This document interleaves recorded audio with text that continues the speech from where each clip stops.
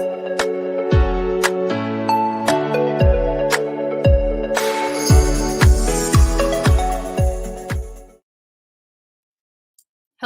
everyone, and welcome to day 5 of our Scale Your Business Lab. It was 5 days, so today's the last day. We had a lot of fun. We spoke about scaling our mindset to get to the CEO mindset that happens when you scale your business. We spoke about scaling our offer on day number 2, where we spoke about how we go from a minimum viable product to our irresistible offer to our 3 offer packages. We spoke about leveraging our marketing, where we turn from, campaigns and marketing, like, throwing spaghetti or on the wall, to having like event-based marketing and knowing how to concentrate all your campaigns around events. And then yesterday we had our scaling your systems. That was really the prerequisite, or the module or the session that we had to have before our scaling our team, because it was about organizing and automating and structuring our foundation in the business so that we can start hiring our team, so that we can leverage our time, we can leverage our results, leverage our revenue, get more clients, deliver more gifts and have a bigger impact on the world, and do great things. So today is the last day, and it's also one of my favorite topics. I have to say, systems and teams are really the topics that I like the most, because they're the ones that are going to help you really scale. Like we said, when we start our business, when we launch the business, we have an idea. We're more worried about, or busy with having exposure, having visibility, and getting more people aware of our idea, and that's fine. When we grow our business, we want more clients, more revenue, more proof, more confidence, more trust, right? More people that say, yeah, the work you're doing is great, we're ready to pay you for it, and more people that want to pay, and more people that want to pay.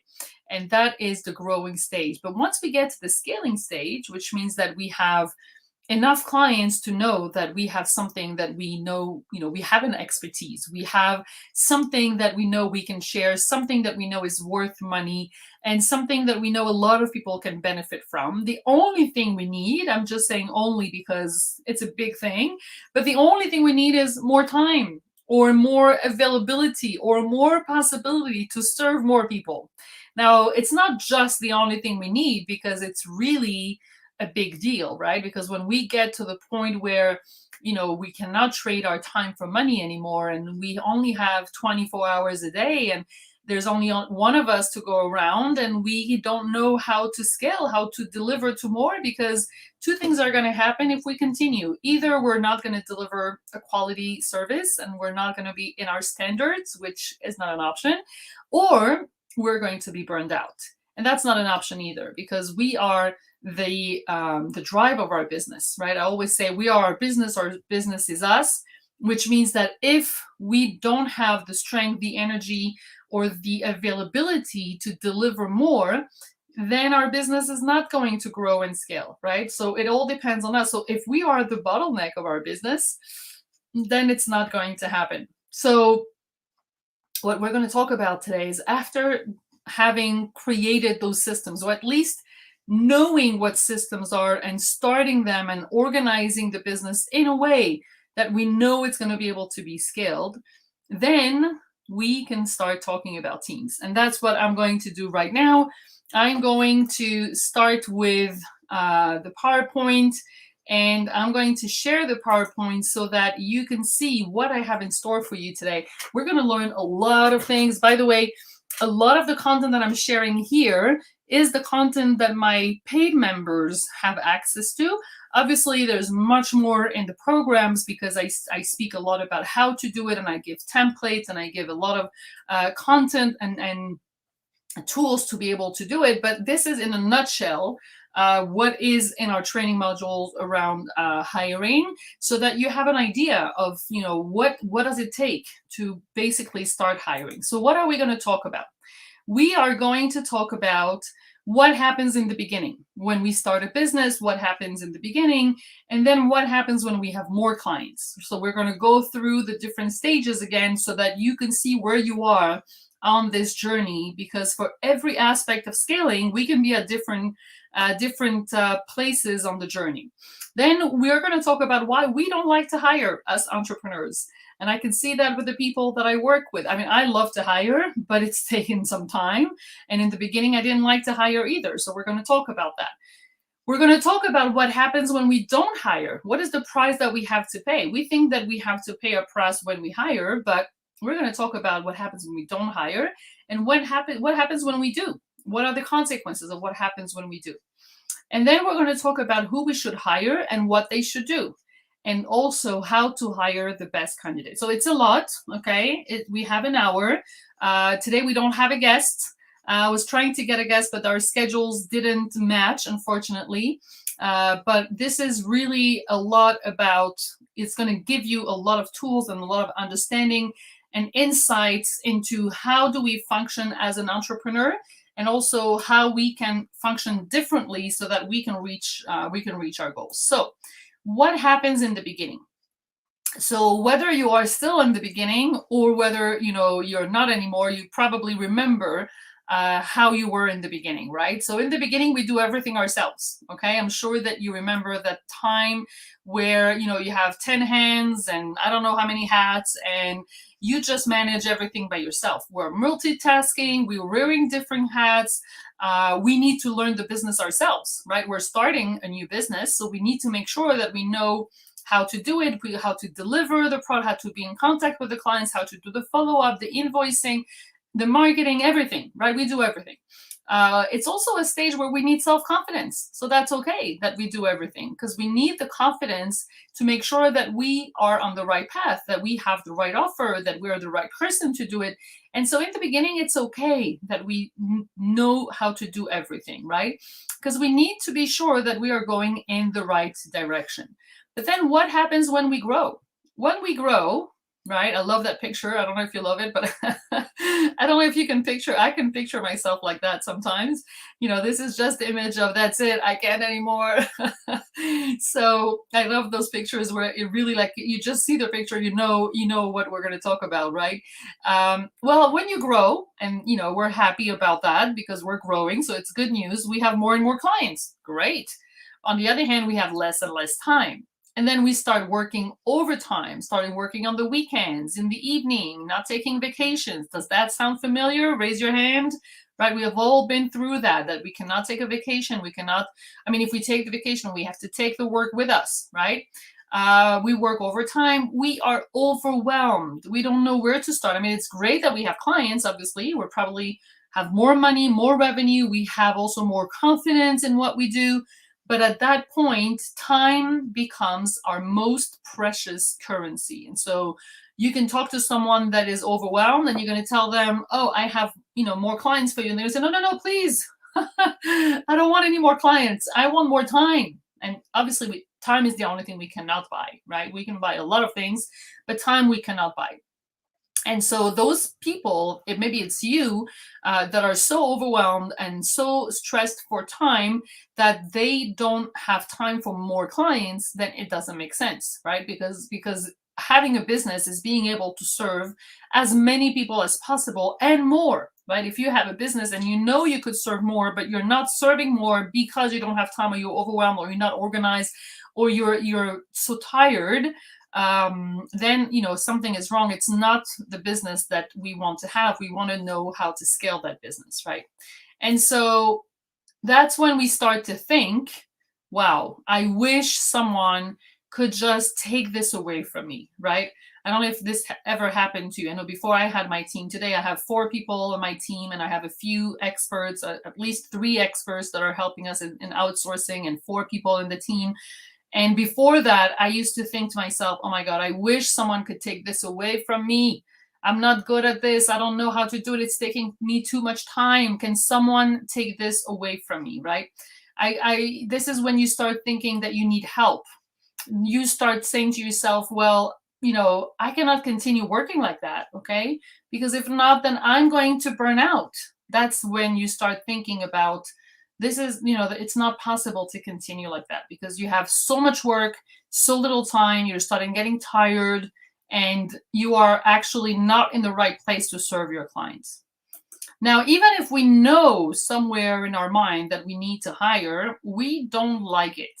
And I've seen that with so many of the people I work with, and I want to give you my explanation of why people don't like to hire.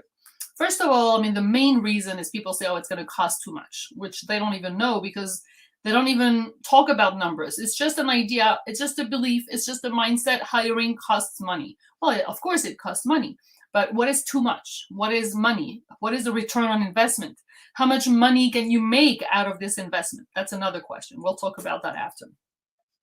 There's another mindset that and reason why we don't like to hire is because we still think that we are the best at what we do. And we don't like people to come and say, hey, I can do it better than you. It's my business. I can do it better than anyone else, right? Which is a big mistake because obviously we cannot be experts at everything. And we have to recognize that some things are going to take us 3 times what it would take someone else to do. But we still want to have that, significance or that pride that we are better at this than anyone else. Having a lot of work is making us feel significant. People that are proud of being busy all the time. Oh, I'm so busy. I have so much work. Oh, this is also a belief. Like having a lot of work makes you feel important. That's a belief. We have to understand, like, is this really what I want to do my whole life? Is this really like not putting my family first, not putting my friends, my lifestyle, my priorities, having fun, taking care of myself? Some people working a lot makes them feel important.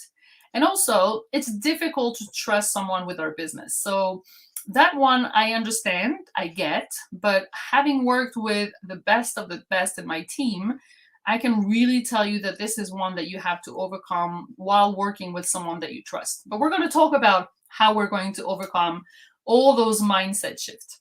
And because we don't like hiring, that's why we wait until the last minute. We wait until we're overwhelmed. We wait until we're burnt out. We wait until we're full capacity. We wait until, it's like, I can't breathe anymore. And then we start thinking about hiring. But when we do that, it's a little bit too late because we don't even have time to hire the right person or to really go through a whole process or even to train that person. So ideally, I always say to my clients, the best time to hire is always just a little before the overwhelm. Just when you see that you're going to get at full capacity, right? You're 80% full capacity, right? You're not 100%. You're 80%. You can see that, okay, it's getting there. I can see now that I'm, starting to struggle. Let me hire before and not wait until I'm overwhelmed totally and I can't even breathe, right? So what are the mindset shifts that we have to go through? Okay.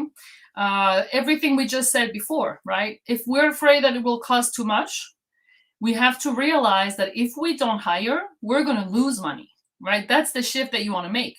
Because if hiring is going to allow you to have more time, right? Hiring is going to allow you to delegate and so to have more time and so to be able to have more clients, then you're going to make money. If you don't hire and you don't have time and you don't have extra clients, you're going to lose money. So granted, it's true that hiring costs money. You have to pay someone. But if you compare what you have to pay with how many more clients you can get, unless your prices are really, really, really low, and even if they're low, then you need bigger quantity and so you need more time, then it's going to be just simple math. Yes, I'm investing 100, but I can make 1,000. Ooh, that's not really difficult to understand that I need to invest that 100 in order to free up more time so that I can work with more people. Okay. Now, again, I'm making it sound really simple. I know it's a resistance and I know it's a big step and I'm not trying to belittle it or to minimize it. I know it's something that every entrepreneur has to go through, but I just want to talk to your rational mind because your intuition is sometimes crowded or clouded with fears. Okay. And so when we have fears, we have to fight the fears with very logical argument, very rational, ideas that shows, math. And if I invest this, then I'm going to make this. Now, of course, you have to do the math because the belief is not going to go away if you just, counteract with another belief. You have to actually really show and do the math. And that is possible when you do financial projections. That's what I do with my clients in my programs. We actually go through your next 6 months, and we do the financial projections to know how much money you're supposed to make based on what you've done in the last 6 months or the last year. And then based on that, we can calculate, if I hire someone, I can make more clients because I have more time, then this is how much it's going to cost me, but this is how much I'm going to make. And that is such an important way of looking at your business, because a business without investment is just you having a job. Okay, it's just you having not even a 9 to 5 job, a 7 to 12 job, because you never stop thinking about your business, and not being paid enough and not getting all the advantages that you have when you're an employee. So we really want to start switching to, yes, I'm going to invest, but in return, I'm going to make more money. Okay. Now, when we think that what we do is the best, okay, that we are going to do it best, I hear so many times people say, it's going to just be easier if I do it myself, or I just know how to do it. It's just easier. Let me do it. Right. Now, listen, I have that too. Sometimes I have to delegate something and I'm like, you know what, let me just do it. And that's it. It's going to be much easier. But that is thinking in the short term, not thinking in the long term. Because yes, today I'm doing it, but then tomorrow I'm going to have to do it again and again and again and again. And all these tasks put together is going to be hours that I'm actually investing in something that is not my unique brilliance, that someone else can do. But just because I'm lazy or because I think I'm doing it best, then I'm not giving it to someone else. So every time you make the choice to delegate and to say, yes, I know I could do it. Yes, that's true. But if I delegate, I'm actually building for the future. I'm actually investing in the long term. I'm actually putting that first brick and that first place for my foundation so that my team is going to be able to take more and more and more away from me. The question is not, can I do it? The question is, does it have to be me? Yes, I can do a lot of things. I can do my invoices. I can. I'm not stupid. I can go into the invoice tool and I can send out an invoice and I can do it. I'm actually doing it now because Anastasia is on maternity leave. So I know how to do it, right? But is it really how my time is spent the best? Do I really want to spend my time doing invoices when someone else can do it? Okay, so yes, I can, but is there anyone else that can do it? That's the question we want to ask ourselves. Now, we think that we're a hero when we do it ourselves. Okay, we're like, I'm doing everything myself. I'm so important. I'm so good. I'm such a great entrepreneur. I know how to do it. I love people that start, going on Canva or building their website and they're so proud. I did my own website. I don't know what there is to be proud of when you build your own website, because unless you're a website designer and that is your expertise and that is what you sell, then you can say, yes, I built my own website. Here, look at it. You can look at it as a reference. But if I'm a coach and I'm not selling websites, then why would I spend time doing my website? I want to have it's like going to the doctor and saying, I don't need a doctor. I'm gonna do it myself. I know how to, heal myself by myself. I know which medication. Okay, maybe for a small flu or something. But if you have something serious, like a website is going to represent you, do you really want to do it yourself, or do you want to have an expert do it? Now, yes, it is going to be an investment, and you're going to have to pay someone, but this is not your expertise. So if you calculate the number of hours that you're going to spend learning how to build your own website compared to how many clients you could have had during that time, then it's a no-brainer that it's better for you to have more clients and pay someone to do your website, right? So all these, of course, in the beginning, we can allow ourselves to do everything because, again, we're not sure that this is going to be, our business for the long term, and we need to check it out and we need to see the response and have more confidence, everything we said from the beginning. But then once we start growing, there's no more excuses. We know that this is our business. We know that we're here for the long term.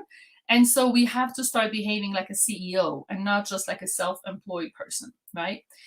And then the question about trust is a bigger question. I believe that different people have different issues with trust.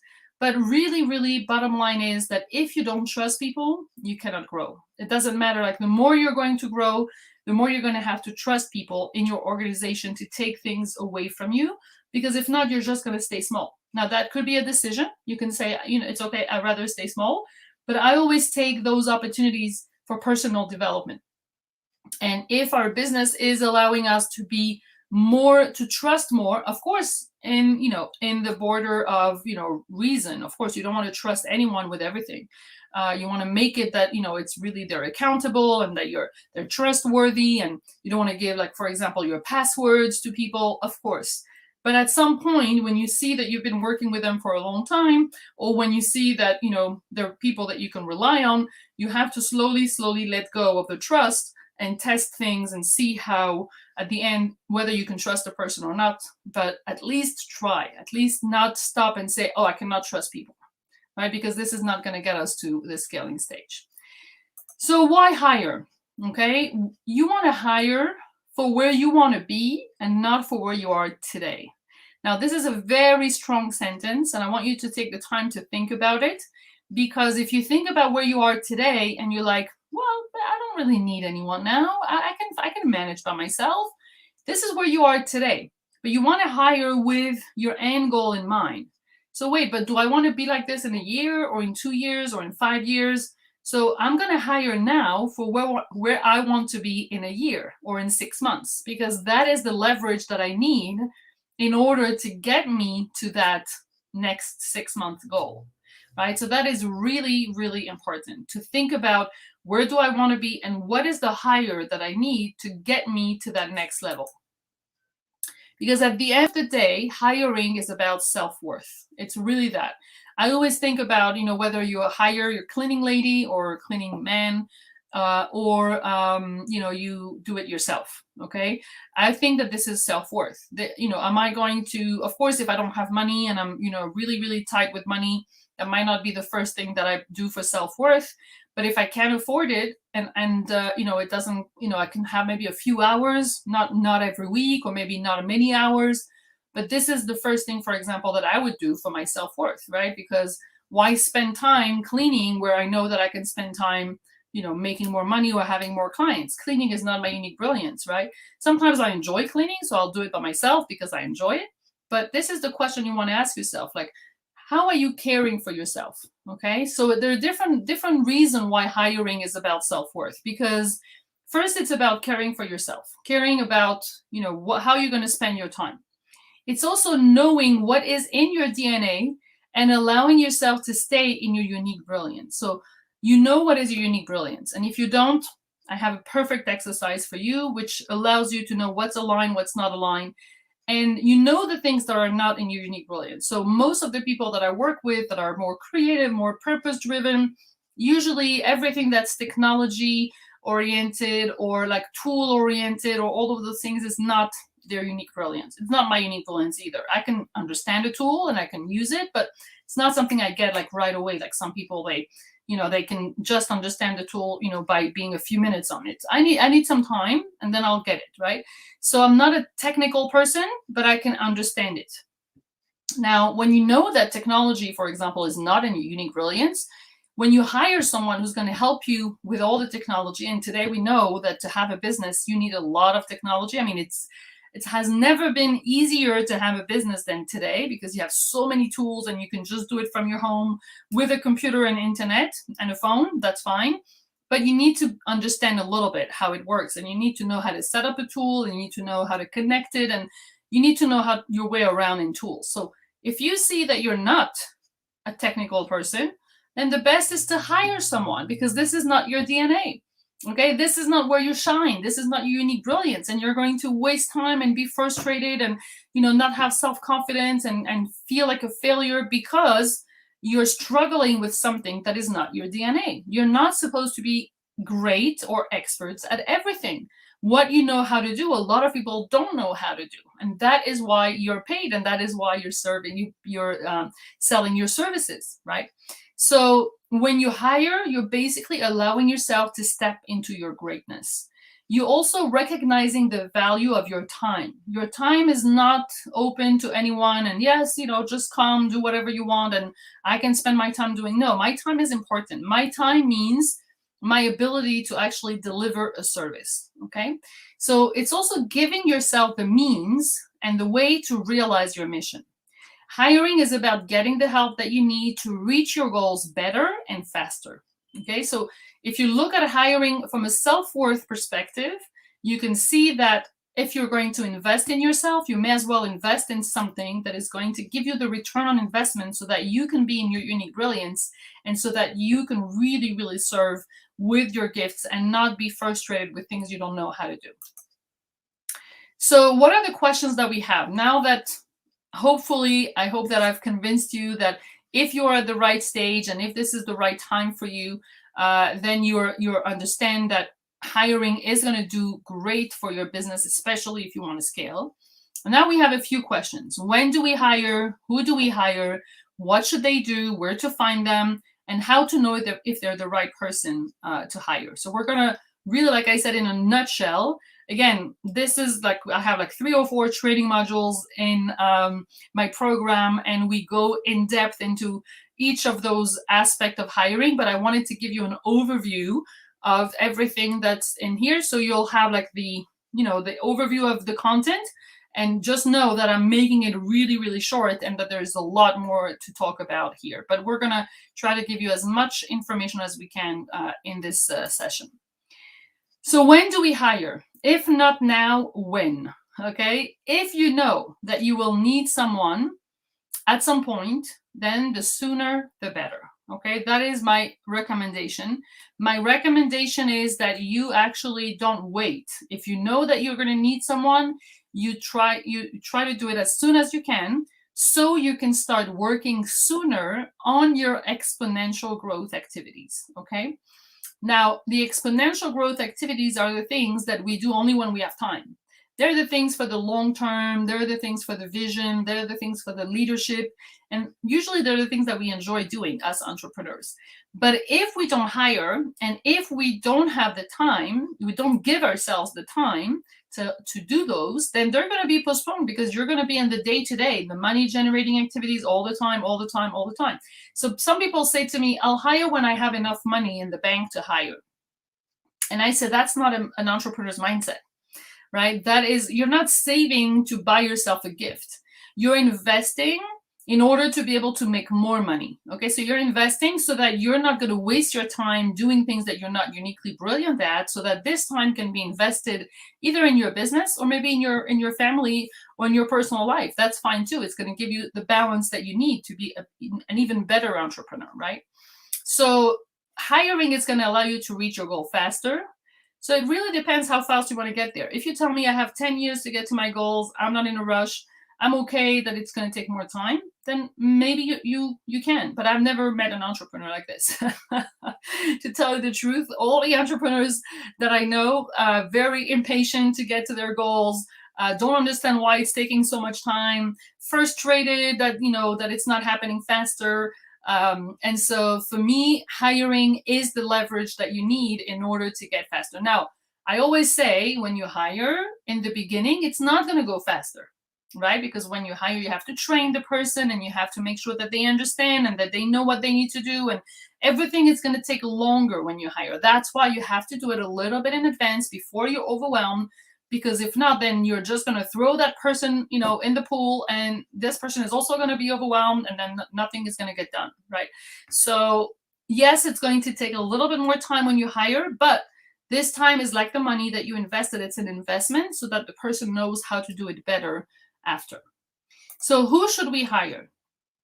So there are different ways to hire. Okay, you can hire different people.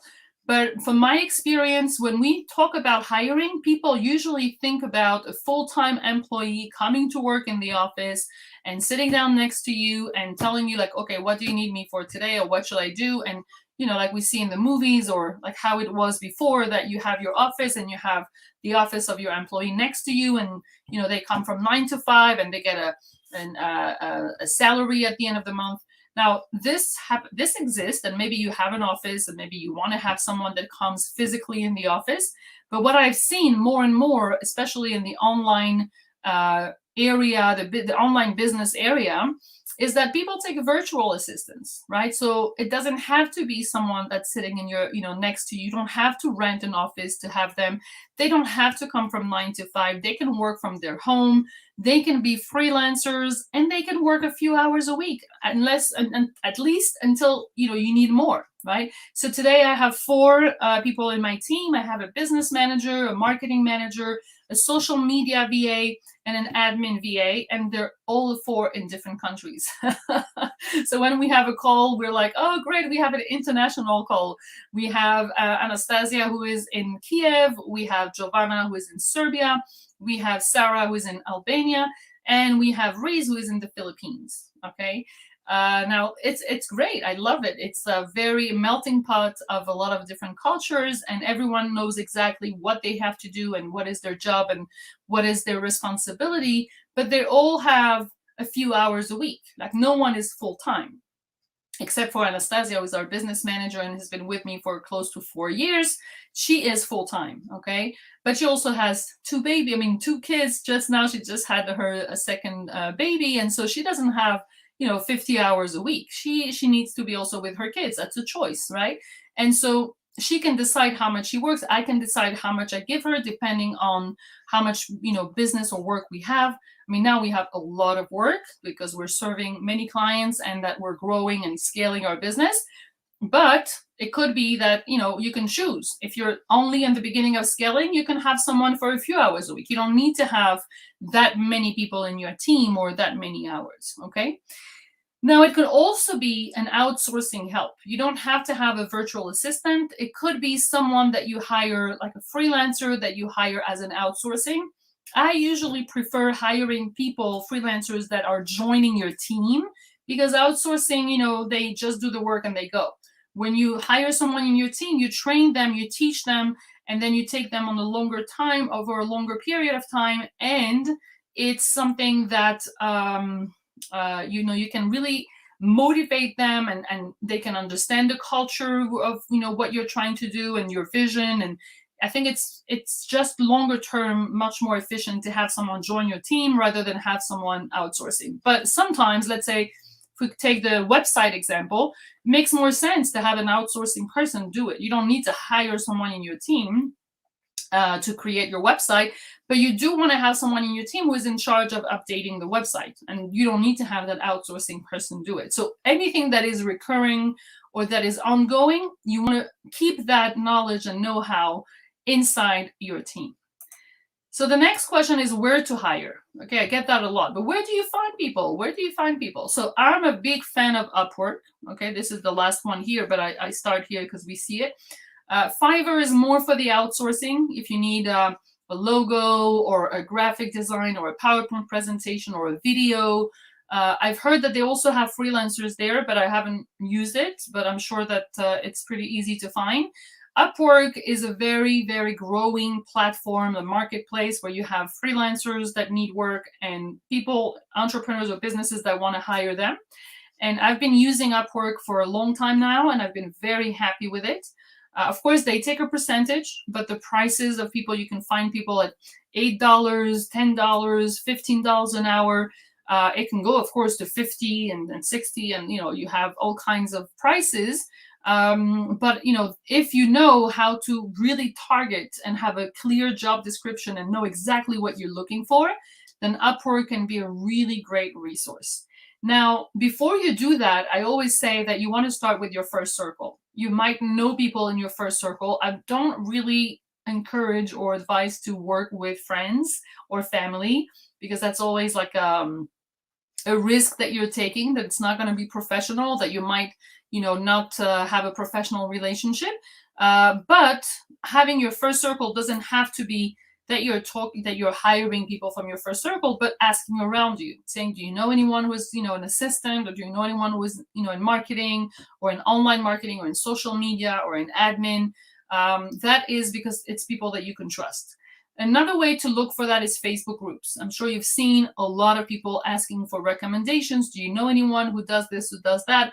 And then, of course, asking for referrals, right? When you speak on Upwork, what's good about Upwork is that you can see already the referrals. You have the reviews, and you see like how much, what grades everyone gave. So you have that information. But asking friends, entrepreneurs, if you're in a program or in a group, I know that in our program, people ask each other, do you have anyone like this? Do you know anyone? And then once someone recommends, it's easier to actually ask to work with them.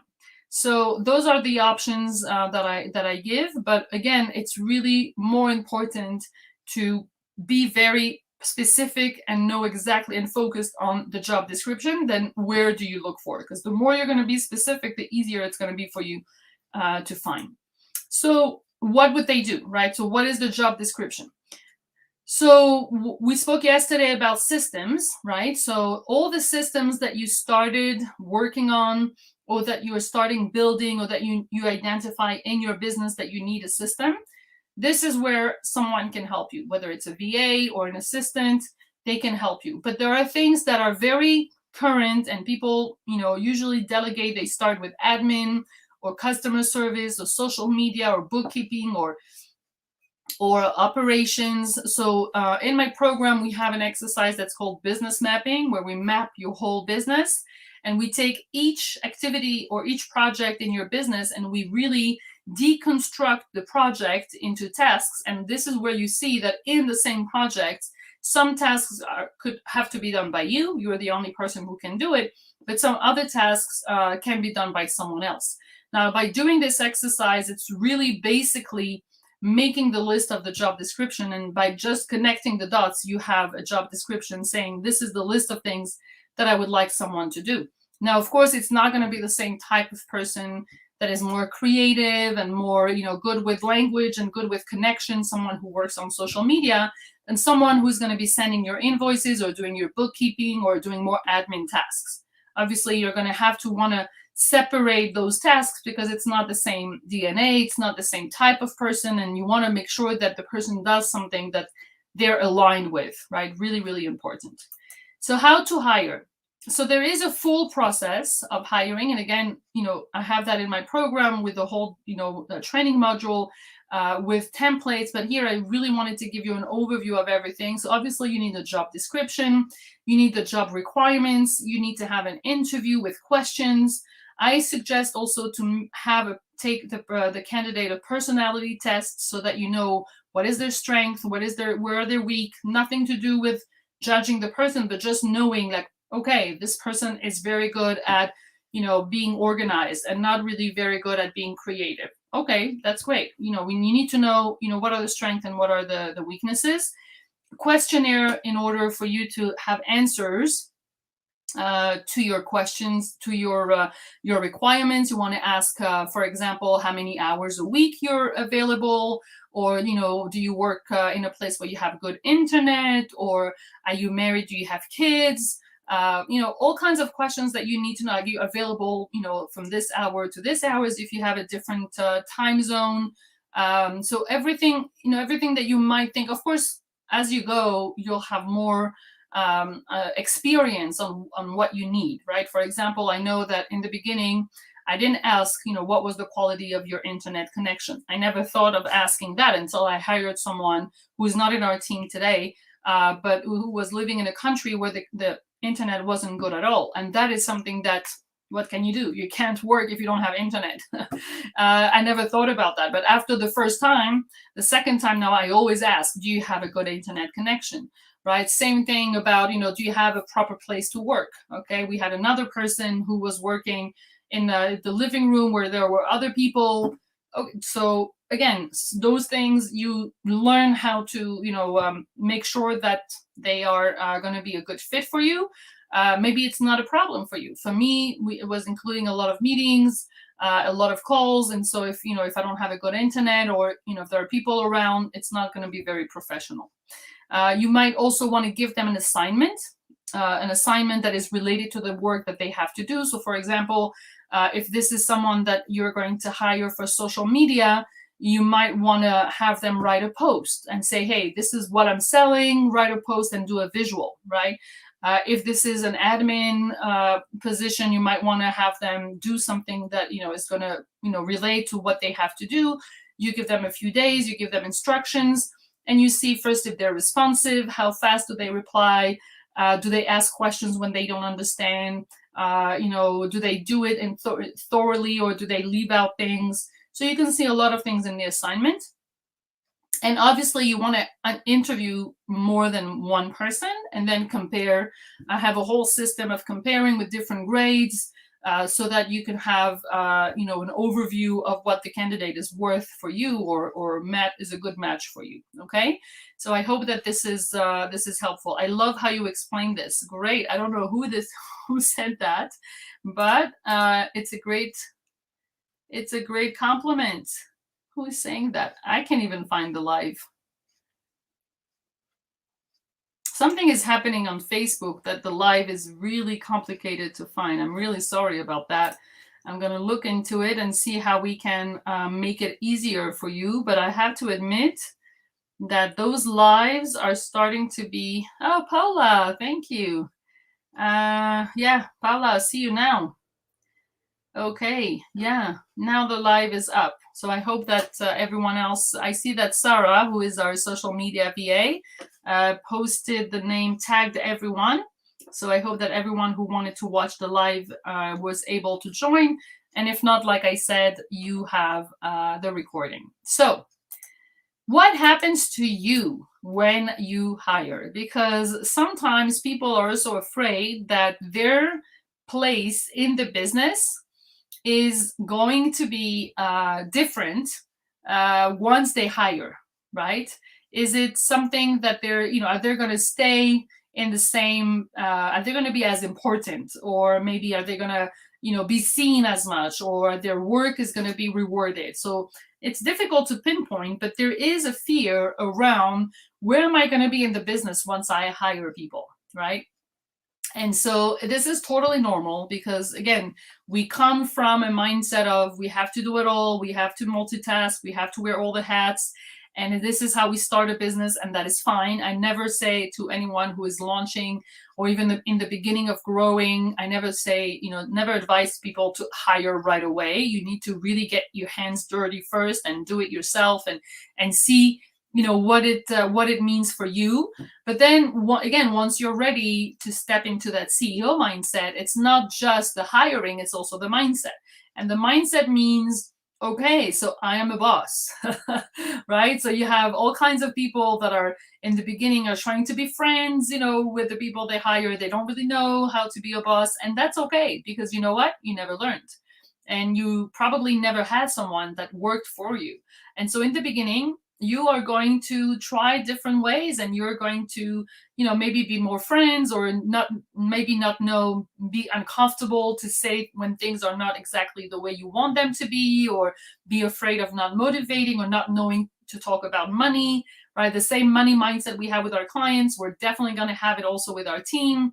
And I just want to tell you that this is totally normal. Okay, this is 100% normal, because again, you never learned how to do it. You never learned how to be a manager. You never learned how to not only hire but manage people.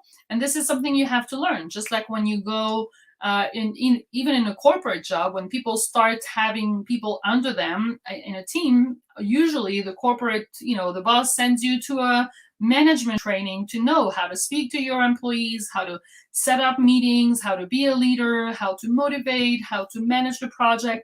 And so that's exactly what I teach in my program, because I feel like when entrepreneurs are getting to that scaling stage, if before the scaling stage everything can be more or less intuitive, like marketing is pretty much intuitive. I mean, not the whole lead generation and automation and all of that, but more like the wanting to share your services and selling and having exposure and being visible. That is quite, that should come naturally, because you want to sell something, and so you want to be visible, and that is really intuitive, right? If you have to post things on the website, or if you have to share or talk or go networking, it's about you talking to people, and that is really that should be more intuitive. Although even for some people that is not, but I'm saying more in general, it is intuitive. When we come to hiring, or even systems, or even managing a team, there's nothing intuitive about that.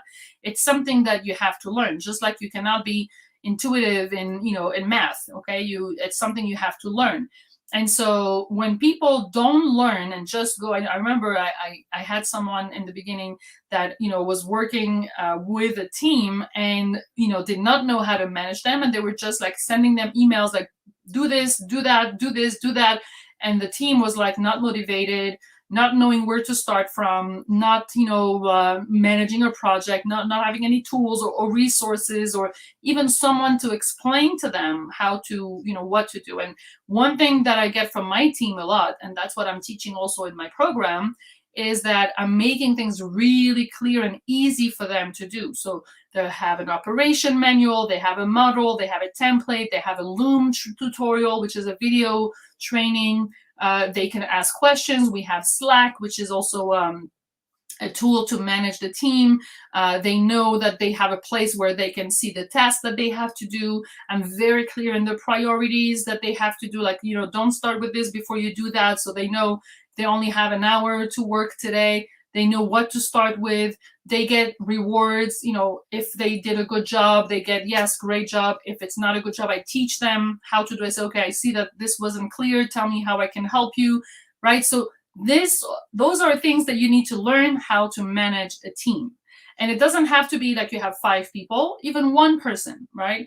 And you need to be able to get also feedback and to know how to improve yourself. But basically what happens to you when you are hiring and you are at the head of a team, even if it's one person, you are basically settling yourself in your CEO role. There's nothing more obvious to have a CEO mindset than to have a team, right? Because if you're a CEO with yourself, it's okay. You can have the CEO mindset of, I know, I'm the leader of my business, the leader of my life, the leader of my gifts, of what I'm offering, of my expertise. That's great. But when you have a team, that's really when you feel like, okay, now I'm really the CEO. You're also in charge of managing the team. So like I said, you have to have different competencies, different skills, different ways. It's not like talking to your clients. It's not like talking to your partners. It's talking to your team. And there's a very fine line between being the boss and being the friend and being nice and still expecting something, still being really very professional, but still caring a lot. I know in my team, it's very important that we care a lot. We celebrate birthdays and we're happy, when we have wins, and we're always supporting each other. And if someone cannot do something at some point, it's okay. Someone else is going to do it.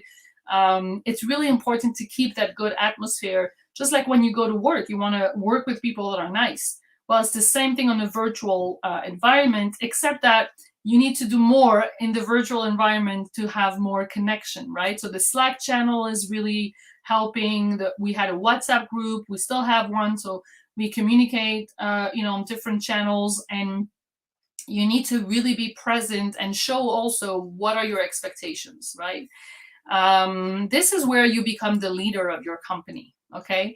I love that stage. I think that this is also very gratifying to say that you're also helping other people with the salary. Your business is also providing jobs. Granted, it's not, full-time jobs for everyone, but it is, hopefully when you grow and when you scale, you have more clients. That's what I always say to my team. I say, hey guys, let's get more clients so I can give you more work and I can, give you more hours. That's what I want at the end of the day, right? I don't want to keep all the profit for me. I want to share it also, because sharing it is going to help me increase everything, leveraging everything, right? So it's really a joint effort that we do together. And by having a team, you can also focus on the long-term strategy and the vision. It's something that when you are in the launching phase, you think about more because you're really in the business plan and like, where am I going? So it's like more present. But when you're in the growing stage, it's not really, you don't have time for this because you're delivering and you're always with your clients and you're always in your money generating activities. And so by scaling, you're basically giving yourself another opportunity or time to be able to have a vision. And more than that, your team is asking for it. I know that every quarter, every 3 months, we have the strategic planning day with our clients, but we also have our strategic planning day for our business, for my business, with my team. And I present to them the vision for the next quarter. And that is forcing me to do it. Obviously, I think every entrepreneur should stop every 3 months and and ask themselves what is the, my next goals for the next 90 days. But having a team to present it is additional accountability, right? Because then when I say, okay, this is what we're going to focus on, and then a few weeks later I come with another idea, and then I have Anastasia telling me, well, that wasn't the plan. You should ask her. She's always saying, well, this was not what we agreed. This is not the goal for the 90 days. And then she reminds me and she gives me accountability, right? And then I listen to her and I say, you're right. You know what? This is not this. We'll do it next quarter. Or I say, something else came up and I'm changing the vision or I'm changing the goals. But at least I have someone in the team that is actually, holding me accountable, holding us as a team accountable on, the goals that we have to achieve. Okay. And that is super, super important. And it's also a great feeling because also you feel less alone in your business, especially if you work with nice people, and, it's a real pleasure. Thank you, Lily. Nice to see you here. Finally, I can see names on StreamYard because I don't see names of everyone, but Lily apparently registered on StreamYard. And also, of course, having a team is helping you focus on your unique brilliance. And that is such a relief because when you have to go through the growing stage and you don't have either the money or the time to hire, and you have to do all those things that are not in your unique brilliance, once you get to the scaling stage and you're allowed to, because it makes sense because you're making enough money to be able to justify the expense, that's when you start saying, okay, that's what I love doing. Okay, I'm back to what I love doing. I'm back to my unique brilliance. And even if I had to understand how it works for a while, I'm really happy to be able to actually delegate this and actually give it to someone else, even if I still have to oversee it and I still have to know how it works, but I don't have to spend my time doing it. And that is a great relief. That is really a great relief because that's when you're reminded of why you started this business to start with, right? So that's what it is. So let's talk about what we learned today in day 5, scaling your team. So we spoke about what happens when you grow and you are ready to hire. Okay, that's what happens in the growing stage, and then what happens when you're ready to hire.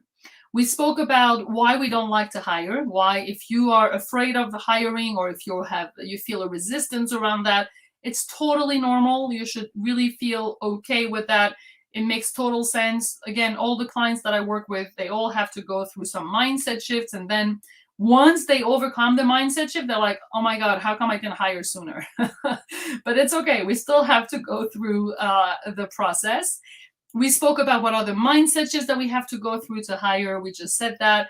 We spoke about how hiring is about your self-worth and about, how you give yourself the chance and the opportunity to reach your goal faster or to even be more in your unique brilliance. And we spoke about when and how to hire. Basically, it's hiring as soon as possible. And how is I gave you an overview of all the steps that I suggest that we take to hire and to have your team. So we're getting to the end of this 5 days. Believe it or not, it's the end of the week and the end of 5 days. I want you to not forget to schedule your strategy call. Again, if you're not an existing client, and if you haven't had already a strategy call, I'm saying this because a few people ask me, I do this very often, those live trainings, because I love to share and I love to also give you the possibility to get to know us and to get to know what we do and what is in our programs. And so if you haven't had already a strategy call, and if you're not a client, you're welcome to schedule this. It's only until tomorrow. I'm gonna share, maybe, let me see if I can share this. Paula says, I love the term unique brilliance. Yeah, I actually got this term from a mentor of mine. I should really say where it comes from. It helps crystallize the role we need to accept for ourselves. Thank you so much for all this wonderful information. You're so welcome, Paula. And I can see it's you on my second screen. Let me see if I can share the screen. Window. Are you with me? Chrome tab, are you with me? This is it. Yeah, this is it. I can do it. Yep. Nope. Yes. Okay. So this is the page that you would get, and it's going to be in your email. It's going to be in on the page of the recording. And like I said, you can schedule your strategy call until Friday, November 19th at 3 p.m. But the call can happen after, obviously. I have slots for calls next week, just the week before Hanukkah, so you can definitely schedule your call then. And let me see if I can put the link of the landing page in the. Yes, I think I just did it. So it was a lot of fun. I'm gonna stop this. Thank you for those who came. Who said that? My strategy call. Yeah, Paula. I just need to push now for the next step. If you haven't had a call, totally meet with Natalie. Yeah, thank you, Paula. Thank you so much. I loved our strategy call too. So, guys, it was fun to have those 5 days. Again, you're going to get a special page with all the 5 recordings in one page. So it's going to be all the recordings and all the worksheets. You'll get the worksheet also for tonight for the scaling your team. And this is what we do. Let me see if I can stop. Am I sharing now? No, I'm not. So this is what we do. I would love to get you on a strategy call so that we could go deeper into your business. If you have any questions, we spoke about a lot of things. That was a lot of content. And of course, if we can help you with our program, with my team, with the other members, if we can help you get to that next level, scale your business, be more aligned with your unique brilliance, know how to create those systems, know what to offer, know who to hire. It's so fascinating. I love every part of it, and I'm here to help you. So don't hesitate to schedule that call and to see if we could work together. I would love that opportunity. Thank you so much, and have a great end of the day and end of the week. For wherever you are from, it's still the end of the week, even if it's not the end of the day. And I will see you very soon. Bye for now.